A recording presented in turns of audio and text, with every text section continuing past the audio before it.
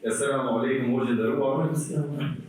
A lejohet të bëhen 2 mjete në një agjerim, një për kompenzim të ditëve të Ramazanit dhe një për agjerim të hënës së Tejkës, ose të ditëve të balla, Allahu shpërblet. Allah të shpërblet. Nuk bashkohet një jeti në farz dhe në sinet.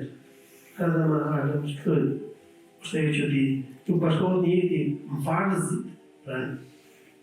plotimi i ditëve të muajit Ramazanit është detyrë, është farz, obligim, kurse e hëna dhe e entja janë synete, e synete e pejgamberit sallallahu alaihi wasallam. Kështu që direkt plotoi obligimin që ka ndaj Zotit.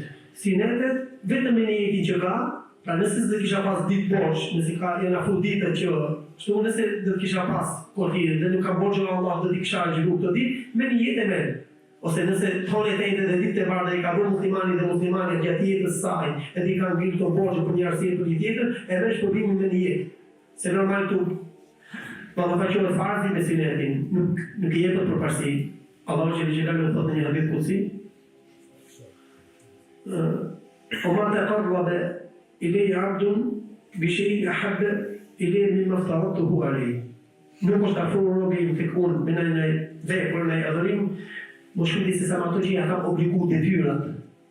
ولا يزال العبد يتقرب إلي بالنوافل حتى أحبه. Dhe vazhdon robi të afrohet e kur me sinete me në vullnetare derisa ta dua. Farzi para.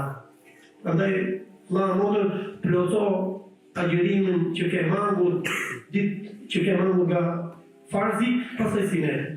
Allahu e mund